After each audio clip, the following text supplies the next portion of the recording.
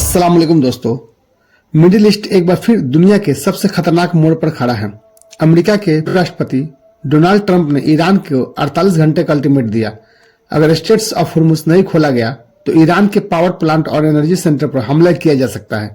लेकिन सवाल यह है, क्या ईरान डर गया है या ये धमकी खुद अमेरिका की कमजोरी दिखाती है और जमीन पर रहने वाले लोग क्या सोच रहे हैं? आज हम बात करेंगे एक ऐसी ग्राउंड रिपोर्ट की। हम उन हर पहलुओं पर विचार करेंगे जो ग्लोबल वार से रिलेटेड है और ट्रंप और इजराइल की मनमानी कंडीशन को बयां करता है। ट्रंप की चेतावनी साफ थी, 48 आवर में हुर्मुज स्ट्रेट को खोलो वरना अमेरिकी ऊर्जा इंफ्रास्ट्रक्चर को निशाना बनाएगा। अब समझिए, स्ट्रेट्स ऑफ हुर्मुज दुनिया का सबसे महत्वपूर्ण समुद्री रास्ता है। दुनिया का लगभग 20% तेल इसी समुद्री रास्ते से गुजरता है। यह सिर्फ राजनीति नहीं है, यह एनर्जी सिंपली और सप्लाई चेन का एक मामला है। अगर यह रास्ता बंद होता है तो ग्लोबल ऑयल लॉजिस्टिक्स टूट जाते हैं, फ्यूल प्राइस एल्गोरिथम तुरंत बढ़ जाते हैं, सैटेलाइट शिपिंग ट्रैकिंग सिस्टम खतरे में पड़ जाते हैं। यानी एक समुद्री रास्ता पूरी दुनिया की अर्थव्यवस्था को हिला सकता है। सैयद आकिफ जैदी के अनुसार ईरान इस अल्टीमेटम को ताकत नहीं बल्कि बेचैनी और दबाव का संकेत मानता है। उनका कहना है, अगर अमेरिका हमला करता है तो ईरान कई गुना जवाब देगा। यह जवाब केवल ईरान से नहीं होगा बल्कि पूरे क्षेत्र में मौजूद अमेरिकी ठिकानों को निशाना बनाया जा सकता है। आज के युद्ध पारंपरिक नहीं रहे, ड्रोन वारफेयर हैं, प्रिसीशन मिसाइल्स हैं, एआई टारगेटिंग सिस्टम्स हैं। ईरान खास तौर पर एसिमेट्रिक वारफेयर टेक्नोलॉजी पर काम करता है, जहां कम संसाधनों से बड़े दुश्मन को नुकसान पहुंचाया जा सकता है।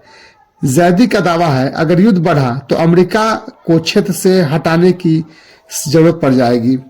उन्होंने नाटो के बयान का हवाला दिया जिसमें इराक की सुरक्षा स्थिति पर चिंता जताई गई। मिडिल ईस्ट में अमेरिकी जो बेस है वो इराक, सीरिया, गल्फ कंट्री ये सभी मिसाइलों के रेंज के अंदर है। मॉडर्न बैलिस्टिक मिसाइल्स की रेंज है 1500 से 2000 किलोमीटर तक। यानी युद्ध शुरू हुआ तो सीमाएं मायने नहीं रखेंगी। इजरायली हमलों से 80,000 घर और दुकानें प्रभावित हुई हैं, 500 स्कूलों को नुकसान पहुंचा है। फिर भी जैदी का दावा है 76% जनता लड़ाई जारी रखने के पक्ष में है। मॉडर्न वार सिर्फ हथियारों से नहीं जीता जाता, इसे कहते हैं information warfare, public moral engineering. जब जनता का समर्थन बना रहता है तो देश लंबे युद्ध झेल सकता है।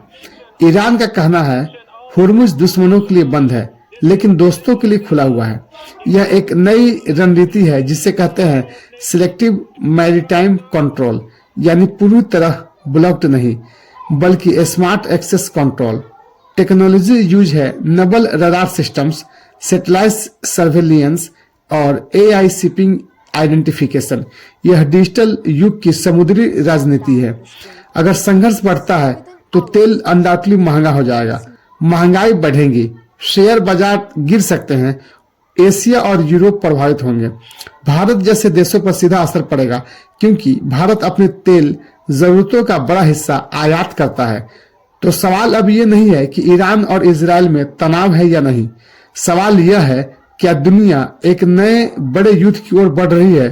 ट्रंप की धमकी, ईरान की चेतावनी और स्ट्रेट्स ऑफ हुर्मुज की रणनीति तीनों मिलाकर मिडिल ईस्ट को एक खतरनाक मोड़ पर ला चुके हैं। आने वाले दिन तय करेंगे यह सिर्फ तनाव रहेगा या इतिहास का अगला बड़ा संघर्ष शुरू होगा। मिडिल ईस्ट में तनाव अब सिर्फ बयानबाजी तक सीमित नहीं रहा, अब बात पहुंच चुकी है मिसाइल टेक्नोलॉजी और असली सैन्य ताकत पर। ईरान के पास हजारों बैलिस्टिक मिसाइलें हैं। रूस ने चेतावनी दी है कि ये सिस्टम अमेरिका से भी एडवांस हो सकते हैं और कुछ हमले इजराइल के बेहद संवेदनशील इलाकों तक पहुंच सकते हैं। तो आज हम इसको समझते हैं, ईरान की मिसाइल ताकत कितनी बड़ी है, क्या सच में इजराइल खतरे में है और आधुनिक युद्ध अब कैसे बदल सकता है। भूमिगत मिसाइल बेस ये साधारण बंकर नहीं है, इन्हें कहा जाता है मिसाइल सिटीज, जहां सैकड़ों मिसाइलें पहाड़ों के अंदर रखी जाती है। लॉन्च सिस्टम छिपे रहते हैं, सैटेलाइट डिटेक्शन मुश्किल हो जाता है।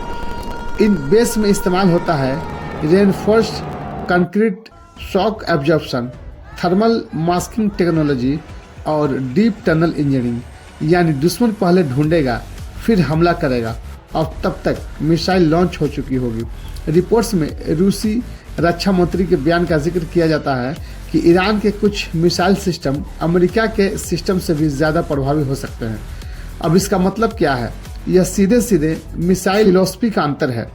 यूएस स्ट्रेटजी है कि हाई प्रिसिशन लिमिटेड स्ट्राइक्स होगा, लेकिन ईरान का स्ट्रेटजी है कि मास सेचुरेशन अटैक कीजिए, यानी एक साथ इतने मिसाइल छोड़िए कि एयर डिफेंस सिस्टम ओवरलोड हो जाए और वो कंफ्यूज हो जाए कि किसे डिफेंस करना और किसे छोड़ना है। इसे कहते हैं सेचुरेशन वारफेयर।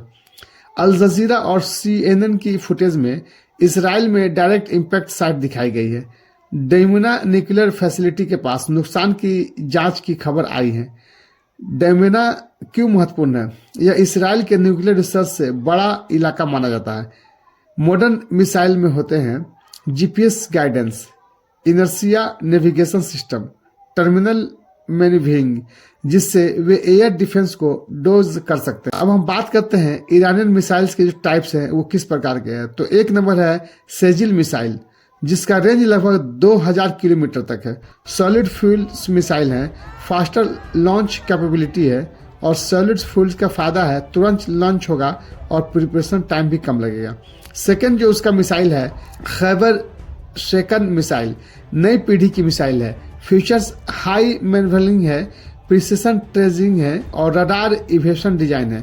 नाम भी सिंबॉलिक है। खैबर इतिहास की एक प्रसिद्ध लड़ाई से जुड़ा हुआ शब्द है खैबर। और फिर है डिसेंट्रलाइज मिलिट्री का स्टडीज है। वीडियो में हम ये कह सकते हैं कि ईरान अपनी सेना को डिसेंट्रलाइज कर रहा है, मतलब हथियार एक जगह नहीं है, कई छोटे छोटे नेटवर्क में फैले हुए हैं। यह रणनीति पहले भी देखी गई है। मॉडर्न एसिमेट्रिक वारफेयर में टेक्निकल एनालिसिस किया जाता है। नेटवर्क सेंट्रिक वारफेयर है, जहां कमांड सिस्टम डिस्ट्रीब्यूटेड होते हैं। AI कम्युनिकेशन नोड्स इस्तेमाल होते हैं। एक बेस नष्ट होने पर भी सिस्टम चलता रहे और काम होता रहे। अगर यह तनाव बढ़ा तो ऑयल सप्लाई खतरे में आ जाएगी, ग्लोबल मार्केट अस्थिर हो जाएगी, सुपर पावर्स और इनडायरेक्टली शामिल होंगे। यानी यह सिर्फ ईरान वर्सेस इसराइल नहीं रहेगा, बल्कि ग्लोबल पावर बैलेंस बदल सकता है। आज का युद्ध सिर्फ सैनिकों का नहीं है, यह युद्ध है टेक्नोलॉजी का, यह युद्ध है मिसाइल इंजीनियरिंग का और यह युद्ध है इंटेलिजेंस सिस्टम का। और सबसे बड़ा सवाल, क्या यह सिर्फ शक्ति प्रदर्शन है या आने वाले बड़े संघर्ष की तैयारी है? दोस्तों, अगर मेरी वीडियो आपको इन्फॉर्मेटिव लगती है तो प्लीज़ मेरे चैनल को सब्सक्राइब करें और वीडियो को लाइक शेयर करना बिल्कुल ना भूलें। जब तक मिलते हैं अगले वीडियो में, तब तक अपना ख्याल रखें। जय हिंद, अस्सलाम वालेकुम।